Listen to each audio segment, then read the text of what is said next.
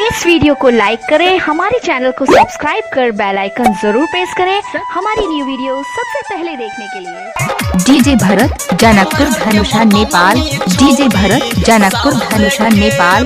DJ भरत Janakpur Dhanusha Nepal. DJ भरत Janakpur Dhanusha Nepal.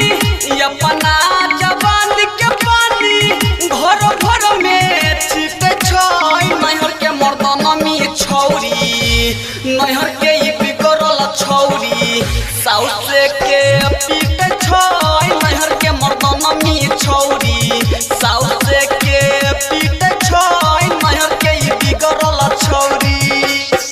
DJ भरत Janakpur Dhanusha Nepal. DJ भरत Janakpur Dhanusha Nepal. DJ भरत Janakpur Dhanusha Nepal. DJ भरत जनकपुर धनुषा नेपाल।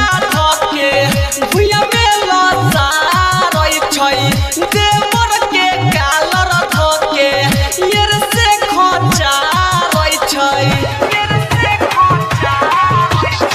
ननद के छोटा धके भुइया में लसा रही छई देवर के कालर धके ओहि जे खोचा रही छई ससुर भैंसुर कोई ना ससुर भैंसुर कोई ना एकरा सचित छई नहर के मर्दन में छौरी नहर के ई बिगड़ल छौरी साउस के पीट छई नहर के मर्दन में छौरी साउस के पीट छई नहर के ई बिगड़ल छौरी।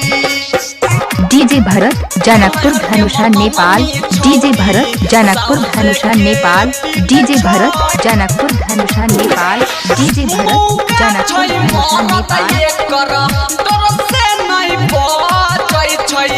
राम सके बहु परहु डोलुटा रे भजै छै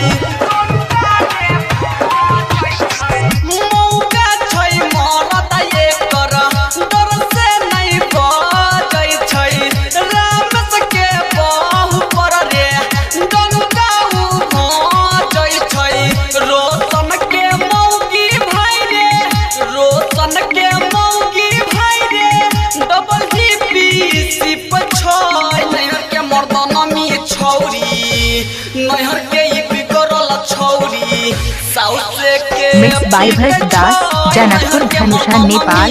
मिक्स बाय भरत दास जनकपुर धनुषा नेपाल।